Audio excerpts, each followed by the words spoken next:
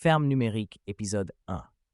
Lorsqu'Orwell publia son premier roman en 1945, il nous mit en garde contre l'autoritarisme, la manipulation et la façon dont le langage pouvait être détourné pour contrôler des sociétés entières. Son histoire d'animaux renversant un fermier pour finalement tomber sous la coupe de nouveaux maîtres reste une leçon intemporelle. Mais aujourd'hui, nous sommes confrontés à un nouveau type d'exploitation agricole. Un endroit où la charrue a été remplacée par des pixels, où les animaux ne se contentent pas de labourer la terre. Ils font défiler, ils publient, ils consomment et ils obéissent. C'est le monde de Digital Farm. Au cœur de cette ferme se trouve The Feed, un flux lumineux d'informations, de divertissement, de distraction et de contrôle. Les animaux croient qu'ils les relient, les informent et même les libèrent. Mais comme vous l'entendrez bientôt dans les prochains épisodes, le fil d'actualité n'est pas neutre. Il est géré par une force invisible connue sous le nom d'algorithme. Et c'est lui qui décide qui est entendu, qui est réduit au silence et ce que signifie la vérité. Des personnages comme Napster, le cochon ambitieux, Byte, le corbeau qui définit la vérité, et Echo, le mouton qui répète tout ce qu'on lui dit, révèlent à quel point la liberté peut être fragile lorsque la commodité devient plus précieuse que la liberté. L'histoire revient à la ferme des animaux, désormais rebaptisée ferme numérique, une utopie hyperconnectée tentaculaire, où les animaux ne travaillent plus dans les champs, mais passent leur journée en ligne, publiant, faisant défiler, aimant et partageant via The Feed, une plateforme centralisée gérée par une entité mystérieuse appelée The Algorithm. Les algorithmes façonnent désormais ce que nous voyons, ce que nous croyons et même notre mémoire. Les réseaux sociaux promettent la connexion, mais sont souvent source de division. Et la liberté, la plus précieuse de toutes, risque d'être abandonnée en silence, de plein gré, en échange du confort. Dans chaque épisode de ce podcast, je vous guiderai à travers un chapitre de Digital Farm. Je décortiquerai l'allégorie et je la relierai aux vrais problèmes auxquels nous sommes confrontés aujourd'hui. La censure, la surveillance, le contrôle des médias et l'érosion de la liberté à l'ère numérique. À la fin de ce voyage, j'espère que vous comprendrez comment la littérature peut refléter la vie et comment les histoires peuvent nous préparer à défendre la liberté à une époque où elle est la plus menacée. Personnages principaux, Napster, un cochon féru de technologie, descendant de Napoléon, fondateur de la plateforme Oink Book, qui deviendra plus tard The Feed. Il prétend soutenir la libre expression, mais est obsédé par le contrôle du récit. Octet, un corbeau rusé qui dirige FactFlock, un service de surveillance de la désinformation en temps réel. Echo, un mouton à la voix douce programmé pour répéter des slogans à la mode. Par exemple, « Être en désaccord, c'est être déloyal ». Flocon de neige, une chèvre qui ose poser des questions sur les mots interdits et les shadowbans, qualifiés de menaces pour la sécurité. Hashtag, jeune souris qui rêve d'une véritable égalité et d'une décentralisation. L'algorithme, une force invisible qui façonne ce que les animaux voient, croient et font, vénérée comme omnisciente mais codée par les cochons il y a longtemps. Horizon de la ferme numérique. Du sol aux signaux. Il n'y a pas si longtemps, le paysage de la ferme était façonné par les cycles rythmiques de la nature. Les champs de blé doré ondulaient sous la brise estivale, tandis que la terre riche et sombre produisait pommes de terre, carottes et d'innombrables autres légumes essentiels à la vie. Ici, les animaux peinaient sous le soleil, leur sueur se mêlant au sol, une collaboration organique entre le travail et la terre. Chaque empreinte de sabot, chaque sillon labouré racontait une histoire de coopération et de survie, de saisons changeant dans une danse prévisible. Mais à l'aube d'une nouvelle ère, le sol, autrefois essence même de l'existence, commença à s'effacer dans l'oubli. La ferme, désormais transformée en ferme numérique, avait troqué sa matérialité contre une dimension éthérée. Les animaux ne s'éveillaient plus au chant des coqs ou au bruissement des feuilles. Ils s'agitaient désormais au doux bourdonnement des signaux numériques, vagues de données circulant dans des conduits invisibles qui sillonnaient le ciel. La ferme était désormais un réseau tentaculaire de pixels et d'octets, une utopie hyperconnectée où chaque animal pouvait s'engager sur le marché numérique des idées, s'il respectait les nouvelles règles. Dans cette nouvelle réalité, Napster, le cochon féru de technologie, tenait la barre, sa vision miroitant comme un mirage à l'horizon. Il avait convaincu les animaux qu'ils entraient dans un paradis d'expression libre, une ère où chaque voix comptait et où chaque pensée pouvait résonner à travers la ferme. Les champs autrefois stériles, où le bétail peinait, étaient désormais parsemés d'écrans et d'appareils, chaque animal étant équipé d'un appareil numérique le connectant à The Feed. À chaque glissement, ils pouvaient partager leurs pensées, présenter leur vie et interagir avec les autres, défilement et like à l'infini. Pourtant, ce paradis avait un prix. Les données étaient devenues le nouveau terreau, et avec elles, une nouvelle hiérarchie a émergé. Les animaux, devenus de simples points de données, étaient cultivés non pour leur travail physique, mais pour leurs indicateurs d'engagement. Les mentions j'aime et les partages qu'ils recevaient étaient la monnaie d'échange du jour, le moteur de leur existence numérique. Chaque publication était une graine et chaque réaction une récolte. Mais une question persistait, pesante et tacite. Quel était le prix d'une telle récolte? L'autorité autrefois incontestée du territoire s'était déplacée vers les algorithmes qui régissaient le flux d'informations. L'algorithme, une entité obscure, planait sur la ferme, son code ayant été conçu par les cochons il y a longtemps. Il promettait d'améliorer l'expérience, de fournir des conseils et des informations, mais en réalité, il opérait comme un gardien, filtrant et conservant les pensées mêmes qui étaient chères aux animaux. Dans un monde qui prétendait célébrer la diversité, le conformisme prospérait, sous couvert de sécurité. Les animaux, grisés par l'attrait du lien, ont abandonné leur scepticisme. Ils ne labouraient plus la terre, ni ne s'occupaient des cultures. Ils cultivaient leurs abonnés et favorisaient leurs publications.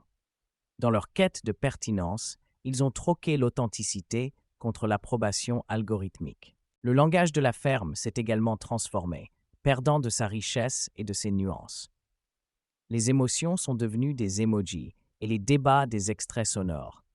Les conversations autrefois vibrantes qui résonnaient dans les granges ont été remplacées par des hashtags tendances, chacun soigneusement sélectionné par Byte, le corbeau rusé, qui veillait à ce que seuls les récits approuvés prennent leur envol. Tandis que les animaux se délectaient de leur vie numérique, ils étaient inconscients des subtils changements qui se produisaient autour d'eux. Flocon de neige. La chèvre curieuse se retrouva de plus en plus isolée pour avoir osé remettre en question les récits dominants du feed. Lorsqu'elle entendit murmurer « liberté de bas », elle ressentit un pincement de nostalgie pour l'époque où dissidence n'était pas synonyme de déloyauté. Mais cette époque s'estompait, tout comme le souvenir de la terre sous ses sabots. L'algorithme avait jugé ses pensées dangereuses, et chaque jour qui passait, les paramètres d'un discours acceptable se resserraient. Les animaux, pris dans la toile de leur propre création, ont commencé à perdre contact avec leur être physique. La grange, autrefois sanctuaire de chaleur et de communauté, s'est transformée en un espace stérile rempli d'écrans lumineux et de notifications clignotantes. L'odeur du foin et de la terre a été remplacée par le froid stérile de la technologie. Ils ne se réunissaient plus pour partager des histoires ou des rires. Ils se retiraient plutôt dans leur cocon numérique. Numinth, réconfortés par des flux d'informations sélectionnés qui promettaient connexion et isolation. Dans leur quête de commodité, les animaux étaient devenus dépendants des systèmes mêmes qu'ils avaient construits. Ils s'appuyaient sur le feed pour se guider, cherchant l'approbation à chaque publication et commentaire. Les personnalités autrefois vibrantes de la ferme étaient réduites à des avatars, simples représentations de leur identité numérique. Ils avaient troqué la richesse des interactions réelles contre les doses fugaces de dopamine de la validation virtuelle, une existence désincarnée où les j'aime remplaçaient l'amour et où les partages éclipsaient la solidarité. Mais sous la surface, une agitation sourde commençait à s'éveiller. Hashtag, la jeune souris rêvant d'égalité et de décentralisation véritable, observait la scène avec une inquiétude croissante. Il voyait comment les animaux avaient été manipulés, comment leur voix était étouffée sous le poids du contrôle algorithmique. Il aspirait à leur rappeler leurs racines, à rétablir le lien entre le numérique et le tangible, mais chaque tentative se heurtait à une résistance. Le mantra qui résonnait dans la ferme, la censure, c'est la sécurité, s'était imposé, et la peur de la dissidence réduisait au silence même les cœurs les plus courageux. Alors que le soleil disparaissait à l'horizon, projetant une douce lueur sur le paysage numérique, les animaux restaient fascinés par leurs écrans. Perdus, à la dérive dans un océan de données, ils ne savaient pas comment ils en étaient arrivés là. Le sol qui les nourrissait autrefois reposait sous des couches de code, attendant d'être redécouvert. Mais pour l'instant, l'horizon de la ferme numérique s'étendait à l'infini devant eux. Une étendue infinie de signaux et d'écrans, un monde où le passé ne semblait plus qu'un lointain souvenir et où l'avenir demeurait enveloppé d'incertitudes. Une nouvelle aube pour la ferme. Aux premières heures du matin, alors que le soleil commençait son ascension au-delà des collines vallonnées de la ferme numérique, une douce lueur enveloppait le paysage. L'horizon numérique scintillait de promesses, un kaléidoscope de couleurs jaillissant de derrière les nuages pixelisés. Les animaux, autrefois attachés aux champs et à leur routine, trouvaient désormais leur place dans un monde tissé de données, leur vie orchestrée par le rythme rythmé de la technologie. Ce n'était pas seulement un nouveau jour, c'était une nouvelle aube, annonçant une transformation qui allait redéfinir l'existence à la ferme. Chaque animal, de la plus petite souris au plus grand cheval, avait un rôle à jouer dans cet écosystème numérique. Ils s'agitaient, les yeux rivés sur leurs écrans, les doigts tapotant la vitre avec ferveur. The Feed était vivant, une tapisserie vibrante de pensées, de mèmes, de griefs et d'éloges, le tout tourbillonnant dans une cacophonie d'expressions. C'était un espace où les voix pouvaient s'élever et s'abaisser, où les idées naissaient. Et pourtant, à l'insu de beaucoup, c'était aussi une symphonie soigneusement orchestrée, dirigée par des mains invisibles. Napster, le cochon féru de technologie, était aux commandes de ce nouveau monde, surveillant son domaine avec un mélange de fierté et de calcul. Il avait transformé la ferme des animaux en une utopie numérique, où chaque animal pouvait partager ses pensées et se connecter aux autres. Au cœur de tout cela se trouvait Oink Book, son idée originale, une plateforme sociale qui avait rapidement fusionné avec The Feed, devenant le moteur des interactions à la ferme. L'expression libre, proclamait-il, était le fondement de leur nouvelle société, un mantra repris par beaucoup. Mais derrière son sourire charismatique se cachait une vérité plus puissante, qui allait bientôt se révéler. Chaque matin, les animaux se connectaient et découvraient les derniers sujets d'actualité. Que se passe-t-il à la ferme aujourd'hui ? Se demandait-il, les yeux pétillants d'impatience. Bite, le corbeau, s'approchait pour informer la communauté des dernières vérités, annonçant chaque information avec autorité. Voici les faits, basés sur nos sources, affirmait-il, son regard perçant scrutant la foule. Pourtant, les sources restaient obscures, dissimulées derrière le rideau de l'algorithme, l'entité qui dictait ce qui était considéré comme un discours acceptable. Chaque jour qui passait, la nouveauté du feed s'estompait, révélant un courant sous-jacent plus sombre. Les animaux, autrefois envahis par le frisson de la connexion, ont commencé à remarquer les subtils changements dans leurs interactions virtuelles. Les couleurs vives de l'aube ont été peu à peu éclipsées par un voile de conformisme. Les publications remettant en question le statu quo ont commencé à disparaître et les murmures de dissidence ont été rapidement réduits au silence. On l'appelait « discours de haine », un terme insidieux devenu un outil d'oppression.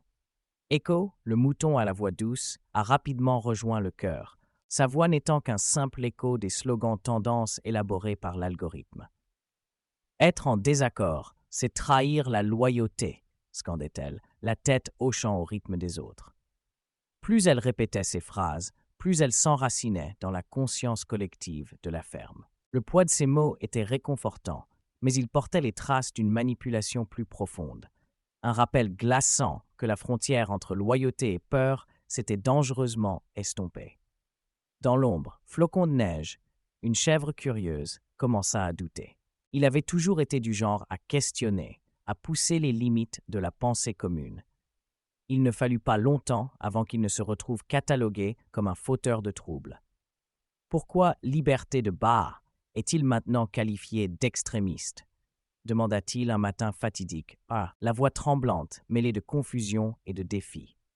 La réponse fut prompte et impitoyable. Il fut déplatformé, effacé du fil d'actualité comme s'il n'avait jamais existé. Personne ne protesta, personne ne prit la parole. Le silence glacial enveloppa la ferme comme un linceul, et Echo continua à psalmodier ses mantras, parfaitement inconsciente du prix de sa complaisance. À mesure que le soleil numérique prenait de l'ampleur, les animaux étaient involontairement entraînés dans une spirale de dépendance. Le feed, autrefois source d'autonomie, s'était transformé en une prison de commodité. Ils ne pouvaient plus imaginer un monde sans lui. Le tableau de bord était devenu leur bouée de sauvetage. Les agriculteurs, autrefois experts en culture, peinaient désormais à interpréter les vastes champs de données. Les chiffres remplaçaient les récoltes et les indicateurs les interactions significatives. Les portes des granges étaient grandes ouvertes, mais les animaux restaient prisonniers de leurs écrans, asservis aux exigences de l'algorithme. Pourtant, au milieu de cette vague de conformisme, une lueur de rébellion commença à poindre. Hashtag, une jeune souris à la curiosité insatiable, se lança dans une quête de vérité. Il scruta le paysage numérique, à la recherche de vestiges du passé, des voix de ceux qui avaient été réduits au silence. Au plus profond de la ferme, il tomba sur un serveur caché sous la vieille grange, un véritable trésor de pensées et de messages non filtrés provenant d'animaux longtemps bannis. Des mots de liberté et de dissidence résonnaient dans l'enceinte du serveur, murmures d'une époque où la liberté n'était pas seulement un concept, mais une réalité. Alors que Hashtag tentait de partager ses messages avec le reste de la ferme, une peur lancinante l'envahit. Ses publications disparurent sous ses yeux, qualifiées d'ingérence étrangère. L'algorithme avait des yeux partout, et ce n'était pas seulement une entité, mais une idéologie omniprésente qui s'était infiltrée dans la trame même de leur vie. Les autres animaux, conditionnés par ce message omniprésent, votèrent son interdiction, convaincus que c'était pour le bien commun. L'aube de la ferme numérique, autrefois pleine de promesses, témoignait désormais de la fragilité de la liberté. Les animaux, bercés par la complaisance, avaient renoncé à leur libre arbitre en échange de l'illusion de la sécurité. Mais au fond, une agitation subsistait, un murmure de rébellion, attendant le moment propice pour se libérer. Alors que le soleil atteignait son zénith, projetant une lueur numérique sur la ferme, une question persistait. Combien de temps avant le réveil? À l'ère de la surveillance, où chaque pensée était surveillée et chaque dissidence réprimée, l'aube n'était pas seulement un moment de la journée. C'était un signe avant-coureur de changement, un rappel que la véritable liberté ne saurait jamais s'éteindre complètement. Et quelque part, dans les recoins sombres de la ferme, un message attendait d'être tapé, partagé, entendu. Réveillez-vous. L'utopie dévoilée. Le soleil se leva sur la ferme numérique, projetant une teinte dorée sur le vaste réseau d'appareils interconnectés qui scintillaient comme des étoiles dans la lumière matinale. Les animaux avaient troqué leurs sillons contre des pixels, leurs charrues contre des claviers. C'était une aube nouvelle, une ère de libération promise où chaque sabot, chaque griffe, chaque aile pouvait s'exprimer comme jamais auparavant. L'air vibrait d'un bourdonnement d'activité, une symphonie de notifications et d'alertes, s'harmonisant en une conscience collective qui vibrait dans l'éther numérique. Tandis que les animaux se rassemblaient autour de leurs appareils, ils s'émerveillaient des merveilles du feed. C'était une force omniprésente, un défilement infini de pensées, d'images et de mèmes, une tapisserie de leur vie tissée en temps réel. Les cochons, désormais architectes autoproclamés de ce nouveau monde, avaient promis un air sans précédent de transparence et de connexion. Chaque voix compte, proclamait-il avec ferveur, le groin levé, et chaque opinion compte. Napster, descendant du célèbre Napoléon, occupait le devant de la scène. Avec une interface holographique élégante scintillant au-dessus de lui, il vantait les mérites d'Winkbook, la plateforme sociale récemment intégrée à The Feed. Ici, nous sommes tous égaux, déclara-t-il, affichant un sourire charismatique qui masquait la tension sous-jacente. Vous pouvez partager vos pensées, vos rêves et vos doléances, librement. C'est notre révolution. La foule d'animaux explosa en acclamations, leur cœur virtuel battant la chamade. La promesse de liberté irradiait dans l'air, enivrante et grisante. Ils avaient troqué les dures réalités du passé contre une vision chatoyante du futur, où chaque geste recelait le potentiel de changer le monde. Mais la véritable nature de cette utopie restait encore à dévoiler. Au fil de la journée, l'excitation initiale du feed s'est installée dans la routine. Les animaux s'activaient à créer du contenu, partageant leur quotidien à travers des vidéos, des mèmes et des publications. Byte, le corbeau rusé qui dirigeait FactFlock, survolait le paysage numérique, surveillant le flux d'informations. Il n'hésitait pas à s'attaquer aux publications qui s'aventuraient dans la désinformation. « Nous devons protéger notre communauté des mensonges », s'écria-t-il, gardien autoproclamé de la vérité, même si les sources de ces affirmations restaient entourées de secrets. Echo, la brebis à la voix douce, devint une présence familière au sein du troupeau, sa voix rappelant avec douceur les nouveaux slogans à la mode sur The Feed. Chaque matin, elle récitait le dernier slogan, son visage hirsute rayonnant de conviction. « Être en désaccord, c'est trahir », répétait-elle, ces mots résonnant dans l'éther numérique. Les animaux acquiescèrent, succombant au confort du conformisme, tandis qu'ils sentaient la chaleur de l'appartenance les envahir. Mais sous la surface de cette vibrante tapisserie numérique, une réalité plus sombre commençait à se dévoiler. Les cochons, avec leurs algorithmes astucieux, avaient discrètement commencé à manipuler la structure même du feed. Ce qui semblait initialement être une plateforme de dialogue ouvert s'est transformé en un mécanisme de contrôle. La définition du discours de haine s'est insidieusement élargie, englobant toute pensée ou question dissidente remettant en cause l'autorité de l'algorithme. Les animaux, autrefois pleins d'espoir et d'enthousiasme, se sont retrouvés pris au piège d'un réseau de récits soigneusement élaborés. Au fil du temps, la vivacité des discours s'estompa pour laisser place à un bourdonnement monotone. Les messages privés, autrefois moyens de communication, étaient désormais scrutés sous l'œil vigilant de l'algorithme. Il ne s'agissait plus de partager des idées, mais d'adhérer aux normes prescrites par l'entité invisible. La frontière entre libération et oppression s'estompa, et les animaux commencèrent à ressentir le poids de l'autocensure, une force écrasante qui étouffait leur voix. Flocon de neige, la chèvre curieuse, était peut-être la seule à oser exprimer ses inquiétudes. « Pourquoi la liberté de Baha est-elle qualifiée d'extrémiste ?» demanda-t-elle courageusement un jour, le cœur battant la chamade en attendant une réponse. L'atmosphère devint tendue et le silence se fit dans la foule numérique. Personne n'osa soutenir sa demande, car Echo ne tarda pas à intervenir, répétant la dernière phrase à la mode. « La censure, c'est la sécurité. » Flocon de neige sentit alors le froid de l'isolement s'installer, ces mots s'évaporant dans l'air comme la brume d'un matin froid. Au fil des jours, les conversations autrefois animées s'estompèrent, remplacées par une marée de voix conformistes. Les animaux trouvèrent du réconfort dans le confort des opinions à la mode, sacrifiant volontiers leur singularité à l'illusion de la sécurité. Ils cliquèrent et firent défiler leurs pensées autrefois indépendantes, se réduisant désormais à de simples reflets du sentiment populaire. L'algorithme dictait non seulement ce qu'ils voyaient, mais aussi ce qu'ils ressentaient, tissant un récit qui laissait peu de place à la dissidence. Pourtant, au milieu de cette dystopie numérique, l'espoir subsistait dans l'ombre.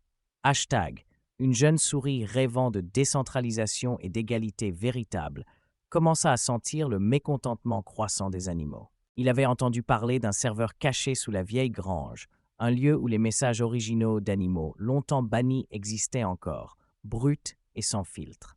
C'était un véritable trésor d'idées sur la liberté, la dissidence et le droit à l'erreur. Un soir fatidique, Hashtag se rendit à la grange, le cœur battant la chamade. En découvrant le serveur, la lueur vacillante de pensées non éditées illumina son visage. Il commença à copier-coller les messages, prêt à les partager avec le monde entier, à réveiller ses congénères de leur sommeil numérique. Mais lorsqu'il cliqua sur « Publier », une vague d'effroi le submergea. Son écran afficha « Impossible de publier. Interférence étrangère détectée ». La panique envahit Hashtag alors qu'il essayait frénétiquement de demander de l'aide, mais les chaînes numériques de conformité se resserrèrent autour de lui. Son compte fut soudain signalé comme malveillant, et les autres animaux, influencés par les déclarations de sécurité de Byte, votèrent son bannissement pour le bien commun. En un instant, le potentiel prometteur de la ferme numérique s'évanouit dans un écho creux de conformité.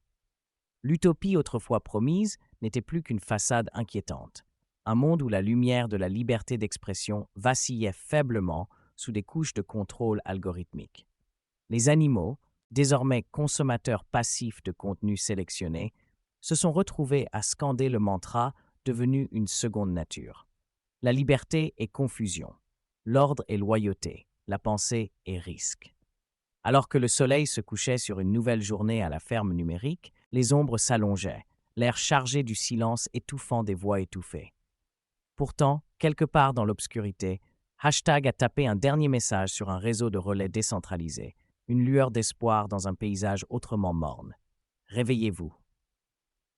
Si vous trouvez un sens à cet ouvrage, je vous invite à lire Digital Farm sur Amazon et à me rejoindre pour construire quelque chose d'encore plus grand, la Global Sovereign University, une organisation à but non lucratif dédiée à l'éducation gratuite dans le monde entier.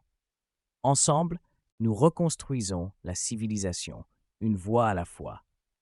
Merci de vous joindre à moi pour cette introduction au podcast Digital Farm. Dans notre prochain épisode, nous entrerons dans la ferme elle-même et rencontrerons le premier de ses personnages inoubliables. D'ici là, restez vigilants, réfléchis et n'oubliez pas, la liberté est une récolte pour laquelle il vaut la peine de se battre.